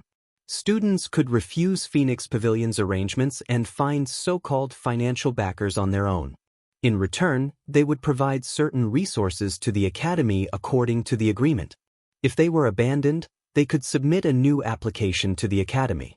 If the application was passed, they would continue to complete their studies. In Lin Yin's testimony, almost no one had ever refused the academy's arrangements. Most people would not enter the Phoenix Pavilion, but the academy would handle it appropriately. They would arrange for students to be with one rich person after another. This involved all sorts of industries. These people were officially eliminated from the Phoenix Pavilion, but to a certain extent, they could still be said to be of the highest quality. Some of them were secretly kept as mistresses, and some even got married successfully. After being packaged by the academy, they basically lived a life of luxury as long as they left the campus. The giants in the conference room attached great importance to the real Phoenix Pavilion, but they also kept a high degree of attention to these people who didn't join Phoenix Pavilion. In the dead silence, Zhou Mulin gently knocked on the table. The subtle sound became extremely harsh in the conference room. His voice was a little low, and he said slowly, "This is no longer a problem of Kunlun City. To put it more broadly, this is an extremely serious problem of intelligence. I propose that we thoroughly investigate all the problems of Kunlun City. At the same time, we immediately send people to block Ethereal Art Academy in Huading and revoke Gu Xingyun's position as the guardian of Zhongzhou State. In addition, we should strictly examine the financial problems of Kunlun City and suspend all high-level officials of Kunlun City." Everyone was shocked. Guo Wenyan opened his mouth and seemed to want to say something. Zhou Mulin took a meaningful look at everyone present and said softly, "Everyone, no matter from the perspective of the complex internal problems of Kunlun City or Gu Xingyun's personal problems, he is not qualified to be the guardian of Zhongzhou State. We didn't have a choice before, but now, I think we already have a more suitable candidate than Gu Xingyun. He is younger than Gu Xingyun, and no one can doubt his combat capability. His position is also far firmer than Gu Xingyun's. In the long time to come, I think it's the most responsible thing for him to do. Chapter 11:25. Zhou Mulin did not mention Li Tianlan's name, but everyone in the conference room knew who he was talking about. In today's dark world, there were only a few people who could crush Gu Xingyun in terms of combat capability. The few was not the only one, but on such an occasion, it could only be Li Tianlan. What was Li Tianlan's image in the dark world now?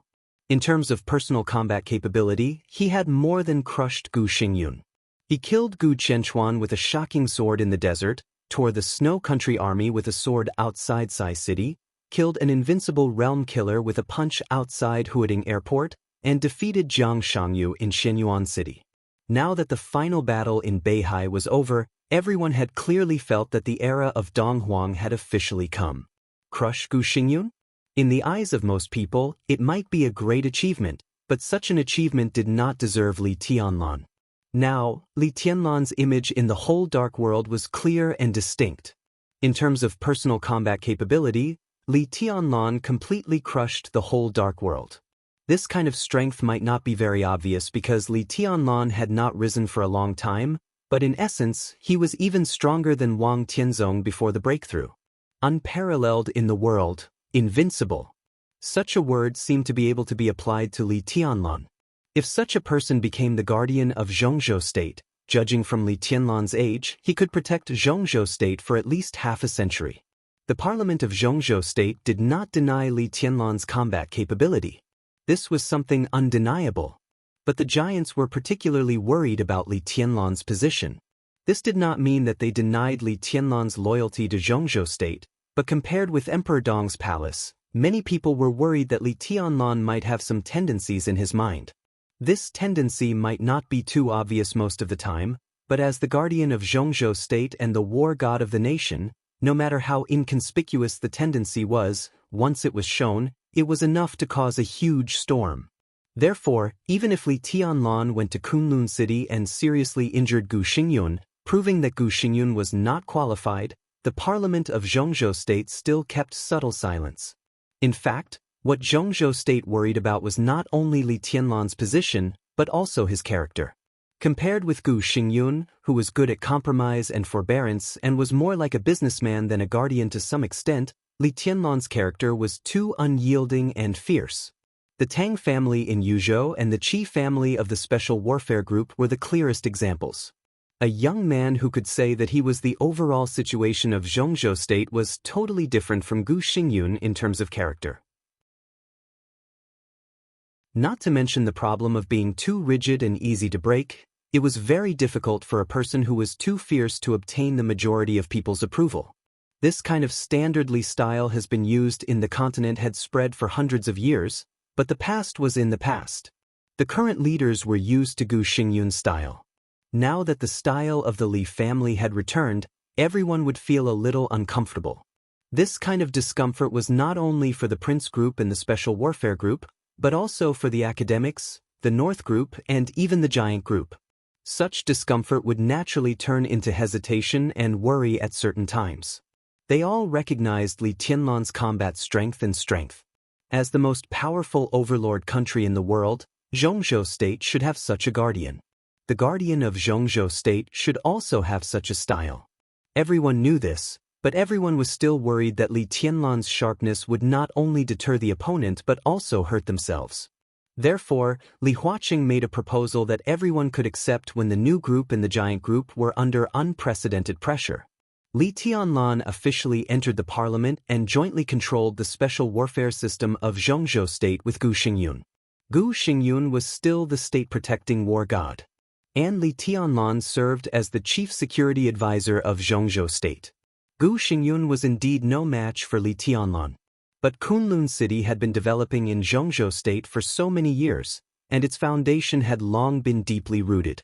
As long as the storm within the Special Warfare Group was quelled, and when Gu Xingyun stabilized his position, it was completely possible to check and balance Li Tianlan in a short time.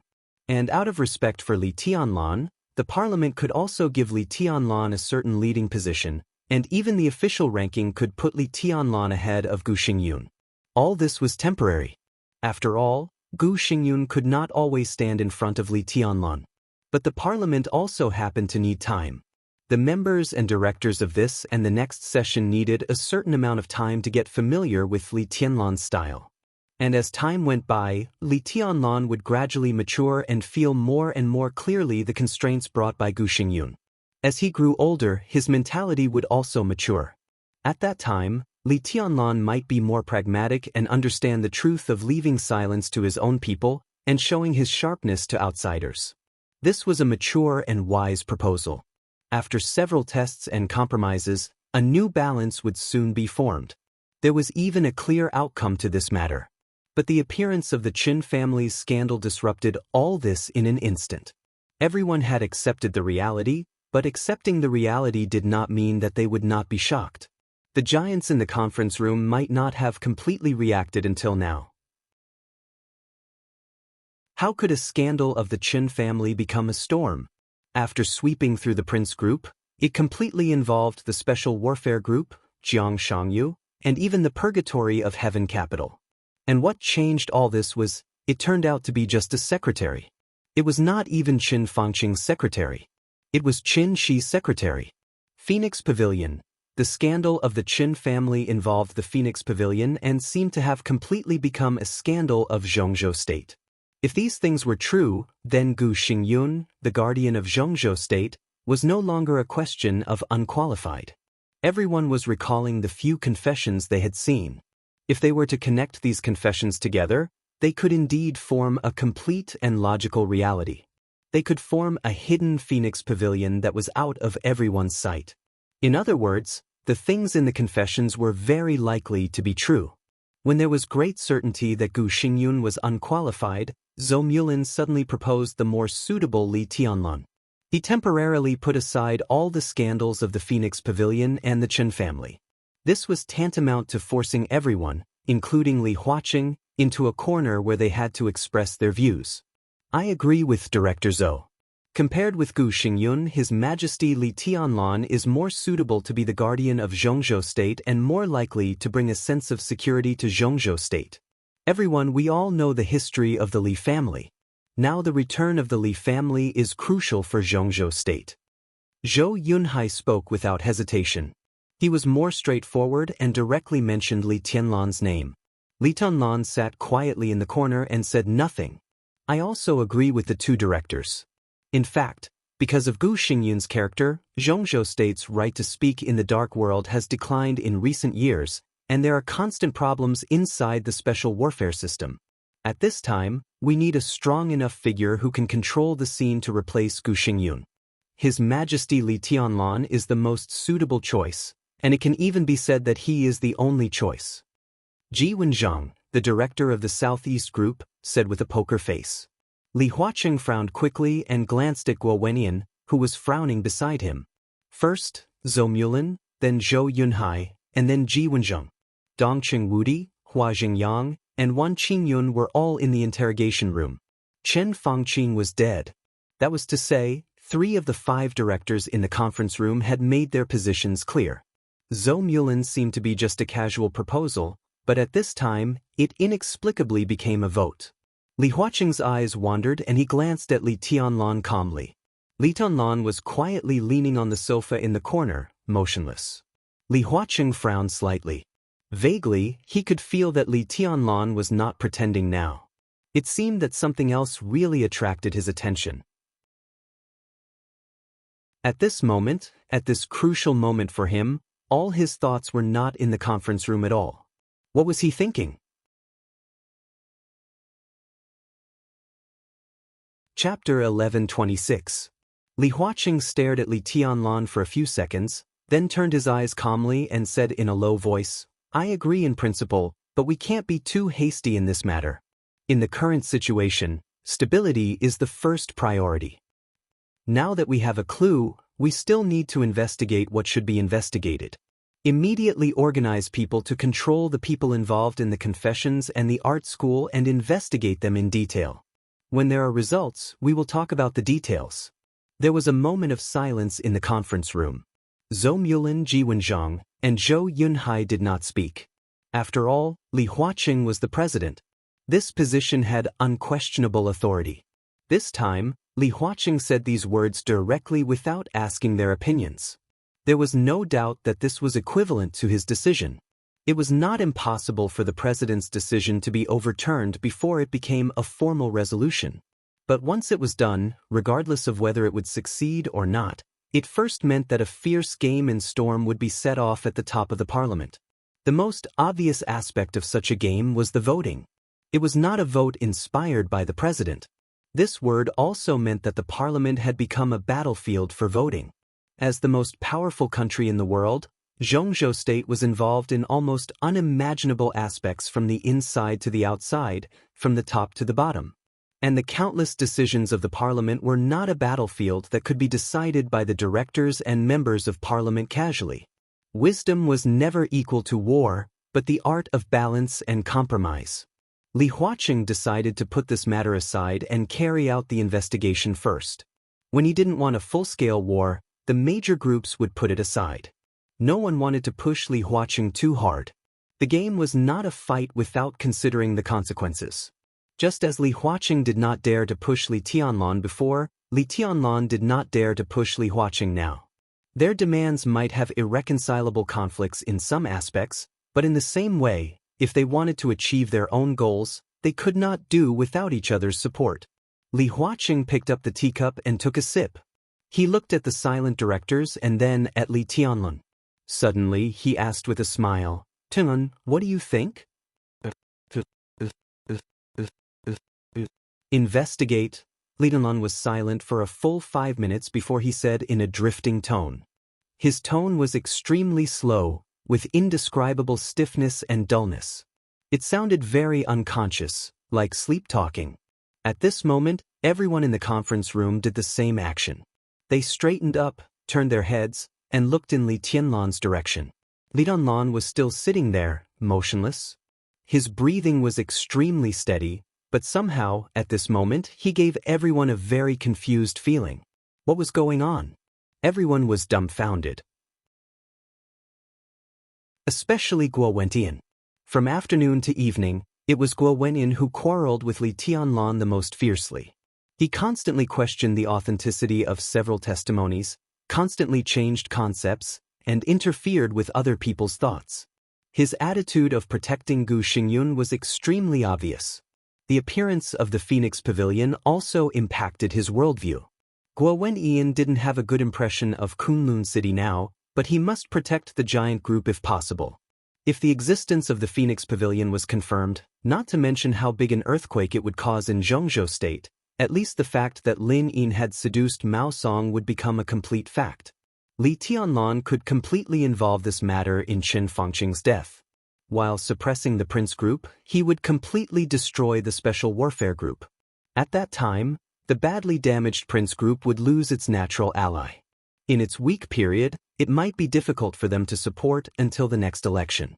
Therefore, Guo Wentian and Li Tianlan had a very fierce conflict in the long debate. Even half an hour ago, Guo Wentian was still arguing with Li Tianlan by pounding the table. Li Tianlan, who had never been too lazy to bang the table and get angry, was about to fight directly on the spot. If it weren't for Li Huaqing, Zhou Mulin, and others to stop him, he and Guo Wentian wouldn't just fight in the highest level meeting. Li Tianlan's fight would be fatal. From this point of view, Li Tianlan was still very normal 10 minutes ago. 10 minutes later, what kind of state was he in? Tianlan. Zhou Mulin's heart began to sink. He frowned tightly and was a little worried. Now, everyone could feel Li Tianlan's sluggishness. This state was obviously abnormal. Li Tianlan sat there motionless, like a statue without the slightest breath of life. It seemed that it took a full minute for Zhou Mulin's voice to reach Li Tianlan's ears completely. Li Tianlan's fingertips on the armrest of the sofa moved slightly. His voice was getting slower and slower, with sluggishness and stiffness that gradually became clear. Continue. The astonishment on people's faces was more obvious. After a while, the directors understood what Li Tianlan was talking about. I'm fine. I need to think. You go on. It was just that they didn't know what was wrong with Li Tianlan's mind, or something in martial arts had distorted the space. The order of the content they heard was completely confused. Really, don't worry about me? Don't worry about me, really. Zhou Mulin took a deep breath and was a little confused for a moment. Li Huaqing looked at Li Tianlan in a daze and seemed to forget what he wanted to say for a moment. Guo Wenin was the first to come to his senses. He was almost ecstatic. He was not interested in knowing what was going on with Li Tianlan. He only knew that Li Tianlan was very abnormal now. From his point of view, it was best for Li Tianlan to take advantage of the situation and die. But he also knew that it was impossible. However, Li Tianlan's state made everyone a little uneasy. For a moment, the aggressive sharpness of Zhou Mulin and Zhou Yunhai seemed to fade a lot. Guo Wenin, who keenly grasped this opportunity, directly suggested, "President, I suggest that His Highness Li Tianlan be directly sent to the hospital. This is also a concern for him. The problem of Phoenix Pavilion is a very serious problem. I suggest informing Huating's city government immediately. Huating Parliament will take the lead in the investigation and report to us as soon as possible after getting detailed information." Li Huaqing glanced at Guo Wenin. He understood the other party's idea. Ethereal Academy of Arts was now the key to prove the nature of Phoenix Pavilion. And the address of the Academy of Arts was in Huating. Guo Wenin hoped that Huating Parliament would investigate first. There was no doubt that he intended to control the situation in his own hands. After all, Zhong Yongming, the current member of Parliament of Zhongzhou State and Speaker of Huating, was one of the leaders of the Prince Group, and was also the leader of the Prince Group that was not affected much after Qin Fangqing's death. Li Huaqing was a little confused. He nodded and then shook his head. He looked in the direction of Li Tianlan and suddenly felt a little dispirited. However, it was indeed a good opportunity to let Zhong Yongming control the situation. It was not a bad thing, but he had to learn the details of the Ethereal Academy of Arts in detail later. Li Huaqing took a deep breath, nodded, and was about to speak. Bang! The door of the conference room was suddenly pushed open. Ma Si, who looked a little impatient and complicated, pushed the door open and wanted to say something. He held an envelope in his hand and looked a little hesitant. What's going on? Li Huaqing was a little stunned. President, Ma Si took a deep breath. His voice was erratic, and his eyes were also erratic. Is there a new confession? Li Huaqing's heart had sunk to the bottom. Kunlun City had almost no checks and balances in Zhongzhou State. After so many years of development, he didn't feel strange about what Gu Xingyun had done in private with his power. No, it's not a new confession. It's a letter of report. Ma Si swallowed and said with difficulty, it's a real name report. Someone reported Gu Xingyun, the governor of Kunlun City and the minister of Special Operations Department of Zhongzhou State, and brought a lot of evidence. Li Huaqing's expression suddenly froze. Ma Si's erratic voice continued, The informant is the only student of His Highness Gu Xingyun, Gu Xianyan of Kunlun City. She is now in the interrogation room. It's Boss Qin who sent her here.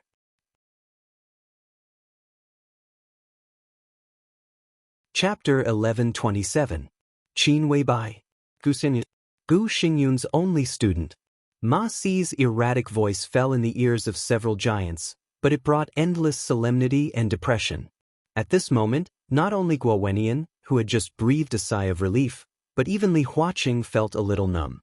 They might or might not have realized that compared with Li Tianlan's strength, terror, and even madness, they were more worried about Qin Weibai, who now seemed to have restrained all her sharpness and stayed by Li Tianlan's side gently and obediently. This young couple brought completely different feelings to Zhongzhou State and trouble that no one wanted to provoke. Now no one denied Li Tianlan's combat capability. His terror had long been deeply rooted in people's hearts. It was irresistible sharpness and sharpness. Li Tianlan was invincible.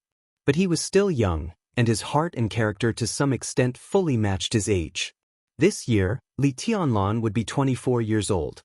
At the age of 24, it was really hard to say that it was a mature age. His combat capability was already at the peak, but in other aspects, he still needed a lot of things, such as learning, experience, tempering, and even lessons. The new group didn't rise for a long time, so Li Tianlan didn't deal with many things. But judging from the small number of things he dealt with, he did seem a little inexperienced in strategizing in terms of wisdom. His means might be extremely tough, but he could deal with every move. As long as he didn't completely turn hostile, within the rules, Li Tianlan's performance was not as irresistible as his personal combat capability. But Qin Weibai, her style could not be said to be the complete opposite of Li Tianlan's. Her means were also indescribable. Yes, it was indescribable. Zhongzhou State had never understood Qin Weibai from beginning to end. Whether it was Qin Weibai in the period of Samsara Palace or the period of Lin Clan, this young woman's mind had a maturity and mysteriousness that did not match her age at all. It could even be said to be wisdom. She was good at hiding all her thoughts in silence. Her step-by-step plan seemed to have no connection at all.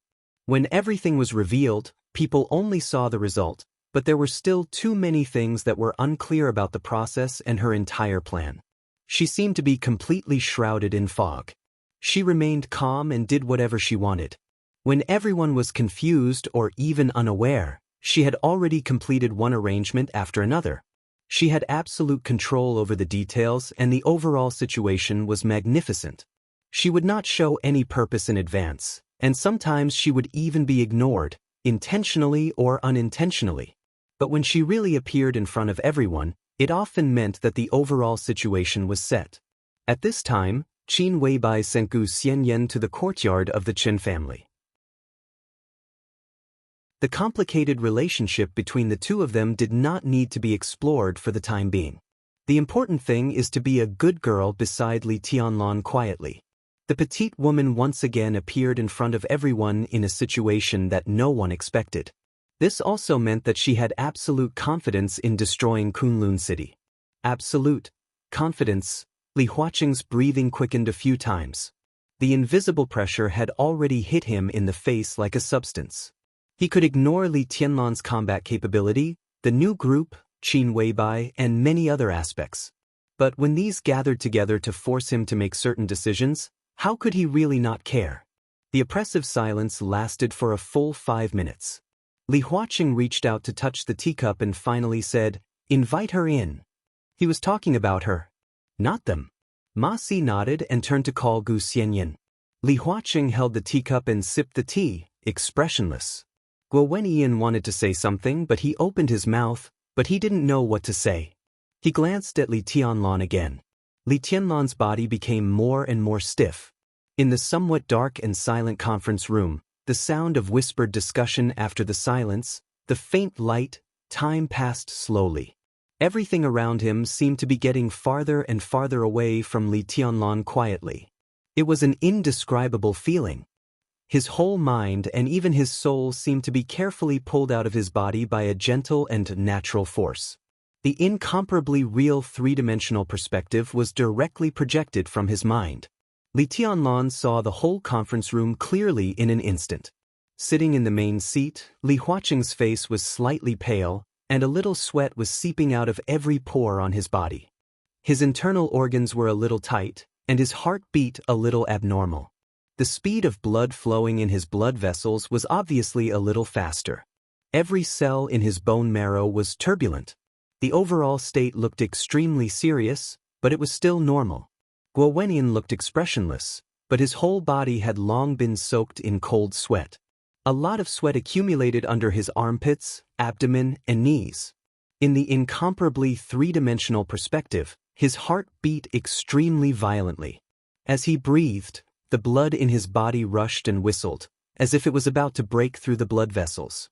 Li Tianlan was very sure that now, as long as he moved his finger, he could directly take away Guo Wentian's heart or any other organ from another direction that didn't exist in reality without touching Guo Wentian. The perspective turned quickly and kept rising. In the twinkling of an eye, the entire Qin family's compound appeared completely in front of him. Every single person's physical state and, to a certain extent, their psychological activities, every house, every brick, every plant, every ant in the Chen family's courtyard, every brick, every tile, every blade of grass, every ant, every cell. The details were displayed crazily. Hundreds of thousands, millions, tens of millions, hundreds of millions, tens of billions of details flashed crazily in Li Tianlan's mind. All of this lasted less than a second. Before Li Tianlan's mind accepted a large number of details, the extended perspective had suddenly shrouded the entire Yuzhou city. In an instant, all the details of the entire Yuzhou were completely displayed in front of Li Tianlan. Countless buildings, countless people, countless details, on the ground, underground, inside and outside the buildings, and above the sky. Hundreds of trillions of details flashed crazily in Li Tianlan's mind. Li Tianlan suddenly felt a little scared and confused. At this moment, he seemed to really feel the power that belonged to God. His mind and soul seemed to have completely left his body. So when the perspective left the conference room, he almost lost the power to interfere with reality.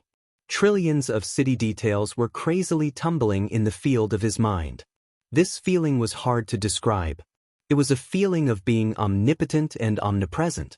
Li Tianlan completely believed that if such a perspective didn't appear in his mind but in front of him, then he could easily destroy the entire urban area of Yuzhou nearly 100 kilometers away and kill millions of people in that urban area as long as he casually raised his hand. Of course, the premise was that he could withstand the impact of countless details in front of him. The biggest possibility was that when countless details really appeared in front of him, his brain would be completely blown up by the massive details and he would die on the spot. But there was no limit to all of this in his mind. The perspective in his mind kept rotating. Although Li Tianlan couldn't do any damage, his perspective was constantly rising. Countless details of the entire Yuzhou were instantly recorded and then directly forgotten. The perspective in front of him suddenly covered northern city, Yanzhou, Dongshan, and several provinces near Yuzhou. A massive number of details were completely presented in the perspective of his mind in an instant. This also meant that as long as Li Tianlan's soul was strong enough to withstand these details with his own vision, he could easily destroy several provinces or even half of Zhongzhou state with one blow. All of this was theoretically possible. But as the entire perspective kept rising, the entire Zhongzhou state completely appeared in front of Li Tianlan. At this moment, Li Tianlan finally saw another figure in his mind. A figure like him but wearing a black windbreaker. The figure stood in the center of his mind with his eyes closed. It was obvious that he was using his mind and special perspective to constantly search for something in the entire Zhongzhou state and even the whole world. To be exact, he was searching for something.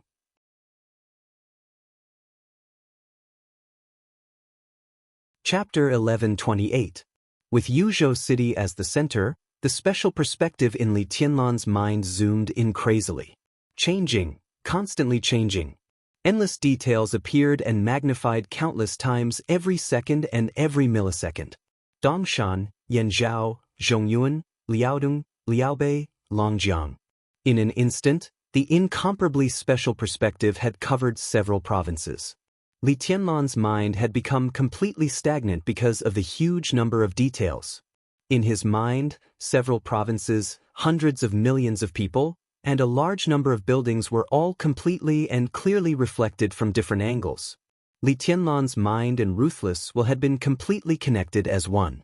He didn't know what was going on now, but he could be sure that Ruthless change began a few days ago when he received the energy from the sea. Ruthless, whose energy was almost completely exhausted, regained his activity again because of that energy. But that energy seemed to contain something else that Li Tianlan didn't feel at that time. As time went by, Ruthless, who had recovered some energy, became more and more closely connected with him. It seemed that they had merged into one. So when Ruthless was trying to search for something, his will was naturally closely connected with Li Tianlan's mind, producing a terrifying resonance that allowed Li Tianlan to see hundreds of millions of people in several provinces at a glance. At this moment, everyone in several provinces, every detail of their bodies, every drop of blood, and every cell clearly appeared in Li Tianlan's mind. His mind had been stretched to the limit and could collapse at any time. And Ruthless will seem to have reached its limit. Li Tianlan, who could not think of anything, seemed to vaguely feel that the black trench coat in his mind was constantly trembling. In the next second, tens of billions and even more details were rapidly shrinking. Li Tianlan couldn't see the specific things from those details. Even if he could see them, he couldn't think. Ruthless seemed to filter a large number of targets from a large number of details. In just a breath's time, countless details of several provinces disappeared. Li Tianlan's fingers moved slightly, and the voice in the conference room rang in his ear. "It's Gu Xianyan." There was only half a sentence, and it seemed to be a self-introduction. Just as Li Tianlan's thoughts turned, his perspective rose again. In the blink of an eye, countless details quickly piled up in his mind, densely packed and endless. Not Yan Zhao, not Dongshun. Wu Qin continued to search. After several provinces were completely filtered, a boundless grassland and tents, cattle and sheep dotted on the grassland appeared in Li Tianlan's thinking perspective. It was like Great Meng, which was adjacent to Yuzhou. His vision expanded wantonly with Great Meng as the center. Jinzhou, Suzhou, Xining, Tibet, Beijiang. Countless details increased and decreased. The Ruthless will seem to be getting clearer and more agile. It seemed to have learned its lesson just now and began to consciously increase and decrease the details. It quickly filtered through the trillions of details. A city, a place, a province, Tianfu, Qinzhou, Wuyue, Puting, and Xianxia. Most of the details disappeared as soon as they appeared. The filtering speed of Ruthless search was getting faster and faster. Li Tianlan didn't know what it was looking for at all. He just watched it drive him to change his vision quickly. North Lake, Southwest City, Yunzhou, Zheng. A large number of details appeared and disappeared faster and faster. Minnan, Nanyue, Xie. A great deal while searching, Li Tianlan's nostrils suddenly became hot. Bright red blood suddenly flowed down from his nostrils. Then the eyes. Then the corners of his mouth. Then the ears. A lot of blood instantly covered Li Tianlan's face. His mind was always in a state of extreme tension, and his vitality was passing away quickly. Bang! An incomparably surging heartbeat suddenly sounded. The conference room shook violently, as if it had experienced an earthquake without warning. The sudden force surged and exploded in all directions of the conference room. In the crisp sound, all the teacups in front of several giants exploded. At the same time, the water droplets splashed, including the conference table, the chairs, and everything else were all twisted and deformed. Li Tianlan, who was bleeding from his 7 orifices, moved his body. The violent beating of the second heart instantly made up for all his vitality and the huge consumption of willpower. His body slowly relaxed. "Li Tianlan, what do you want to do?" Guo Wenin, who was shocked and angry, suddenly stood up and almost instinctively exerted pressure on Li Tianlan. Li Tianlan's eyes opened slightly. With his whole face covered in blood, he looked extraordinarily ferocious, but extraordinarily calm. When Guo Wenin saw his face, he suddenly froze in place. Everyone was stunned and couldn't speak for a while. Li Tianlan's eyes swept across the conference room and stopped on Gu Xianyan, who was a little confused. Then he reached out and wiped his face. His palm quickly cooled down and condensed into frost. The moment the frost touched his face, it turned into warm water and washed away the blood on his face. The water droplets with blood gathered in his palm and turned into tiny pieces of ice. The sword energy surged in the conference room. Li Tianlan lowered his head slightly and looked at the pieces of ice in his palm. The faint light shone on the tiny pieces of ice, and a shadow in a black windbreaker emerged from each piece of ice. He was completely connected with Ruthless sword energy. At this time, he could clearly see Ruthless standing in the small reception room in the interrogation room. Li Tianlan narrowed his eyes and said calmly, "What are you looking for?" He could clearly feel Ruthless will just now. In a very short period of time, Ruthless will was completely connected with his mind and triggered the special perspective in his mind. He could almost see through the entire Yuzhou in an instant. Ruthless was obviously looking for something. Or maybe he was looking for someone. In an instant, he searched all the provinces and cities in Zhongzhou State except Beihai Province. Ruthless was silent. He could only remain silent. Although he had his own consciousness, he could not speak. And through his will, Li Tianlan could clearly feel the confusion in the other's will. Li Tianlan looked at him quietly and was silent for a long time. A fundamental particle was spinning in the room in a form invisible to the naked eye. The bright and soft lights of the hotel suite filled every corner. The particle rotated slowly, constantly exchanging information with the fundamental particle on the other side. A virtual screen appeared in the quiet room. The screen was not played from any device, but was directly projected from the air to the front, and was divided into many virtual windows that were constantly zooming in and out. The two largest windows were the scenes of the conference room and the interrogation room of the Chen family's compound. The other small windows were the current behavior of everyone in the Chen family's compound. All the sounds in the picture were going on at the same time. Sitting in the hotel suite, one could perceive the changing situation of Zhongzhou State just by listening to the sound without even looking at the picture. The whole process of the interrogation, the fierce game of recording confessions, the quarrel between Li Tianlan and Guo Wenyan, Li Huaqing's hesitation, Zhou Mulin's strength, Zhou Yunhai's firmness, and the Southeast group's indifference. The picture paused, accelerated, and rewound from time to time. Most of the time, the picture in the conference room was focused on Li Tianlan. He sat in a dark corner, and no one in the conference room could see his expression. When this picture appeared on the virtual screen, the light on the screen seemed to be brighter from another level. Not only Li Tianlan's expression, but even every pore on his face clearly appeared on the screen. The normally played picture stopped again. The picture in the conference room occupied everything. Several lines of sight met on the virtual screen. On the screen, Li Tianlan looked down at the broken ice stained with blood in his palm, silent and frozen like a statue. Sure enough, protecting his majesty has become King Wei's deepest instinct. Looking at the picture on the screen, Lin Shi suddenly said. His tone was a little complicated with unconcealable respect and envy. It's just the instinct of the body.